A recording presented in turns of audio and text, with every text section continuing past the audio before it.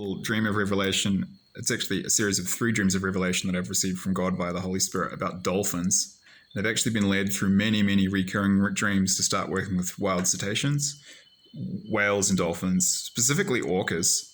And the orca is my primary spirit animal. I had some really amazing, delightful dreams about that when they started, where I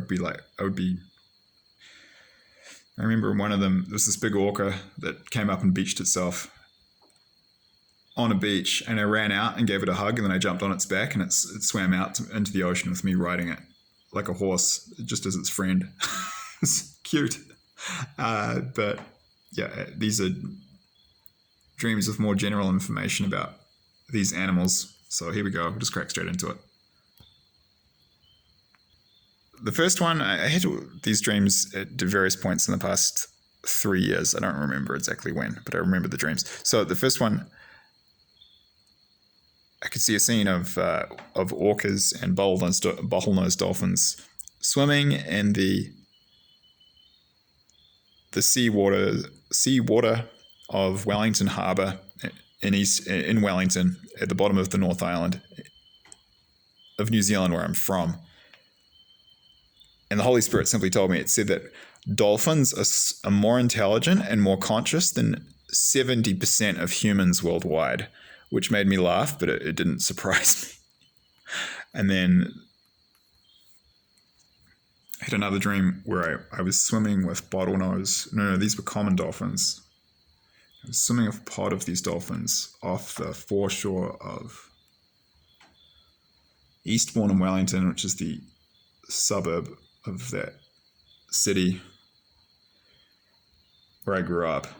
It was about 200 meters off the shore, off this beach at a place we used to call Base Island when I was a kid. This is just south of the recreation grounds. There's a rugby field and cricket pitch there.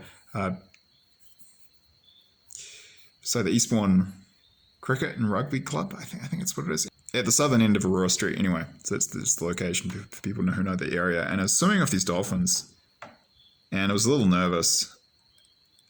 And I was swimming about 2 meters underwater with them. And usually the water in the harbour there is kind of hard to see through. There's a lot of nutrients that get deposited into the harbour from the Hutt River, and this, in combination with sunlight, allows for the growth of a lot of phytoplankton or plant plankton. And so the seawater is typically very green, which means it's actually very productive historically for fisheries, but there's not much fish there, and hence very few whales and dolphins.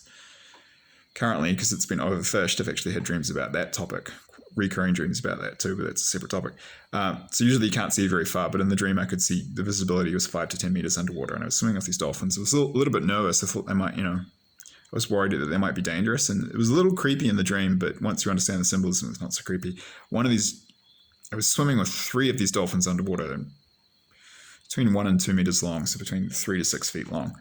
I was just swimming, and then 2 of them turned towards me, and they faced me, and I saw they had human faces, which looked a little bit creepy. It reminded me of some Monty Python sketch videos from the late 20th century, where you see weird images of. I think I remember seeing some of the Monty Python movies as a child, where there were fish with human faces. It looked a little bit creepy in the dream, but the symbolism, the intuitive download I got, is that many cetaceans actually have souls in them that have had many incarnations as humans. So dolphins and whales and humans regularly, people will alternate lifetimes between dolphins and whales. So there's a kind of a regular interchange. This is a lot of cultures globally actually have ancestral knowledge about this, interestingly, but that was the message. So this is one of the reasons this is spiritual connection among people from Western cultures with dolphins and whales. I think on an intuitive level, people kind of understand this. And this is why people from our cultures, it's taboo generally speaking, it's taboo to kill whales and dolphins. I think at a deep subconscious level, we recognize the spiritual kinship. And interestingly, there's demonstrable evidence for it in terms of how these dolphins and whales approach and act towards humans in the wild. For example, orcas are literally the apex predator of the entire oceans of the world. They can kill almost anything, and nothing will kill them. and they can kill great white sharks. They can kill baleen whales up to 15 meters long or longer. They're fast, they're extremely intelligent, they're cooperative, and they work in packs, and they have really innovative hunting strategies. You can watch videos about this online. They're super predators, and they're enormous.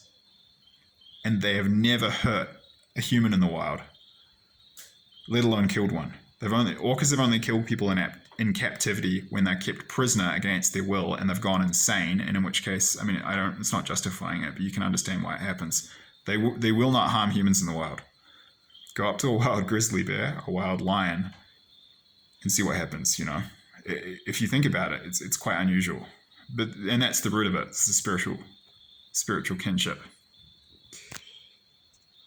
And the third dream I had about this connection between whales and dolphins and humans, dream of revelation from God. It was similar location. I was swimming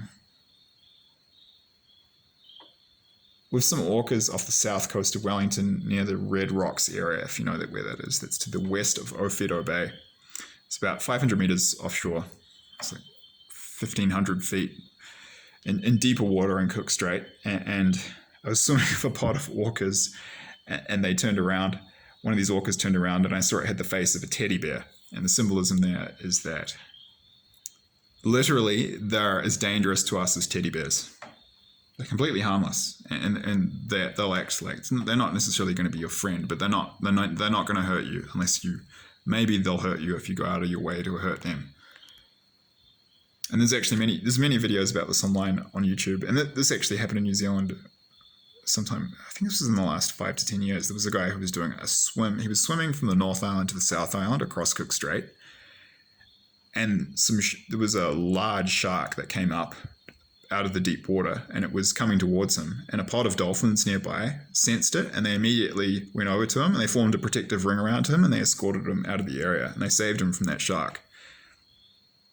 And there was no prompting. So not only will these dolphins not hurt us, they'll actually actively protect us from predators, and there's many accounts of that. There's an account you can find online of dolphins. There was a teenage girl from LA, and she actually tried to commit suicide, and they rescued her, and they saved her, and they made sure she wouldn't drown.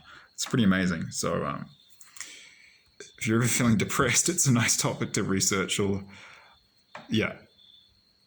it's pretty amazing and inspiring. And these animals deserve more protection and respect, and that's one of the reasons I'm passionate about conservation of whales and dolphins in my own life. And that's my career is in conservation, and I focus on rainforest and marine ecosystems. So there you go. There's a bit of extra insight, perspective, and wisdom about dolphins and whales and their spiritual relationships to human beings. Cheers.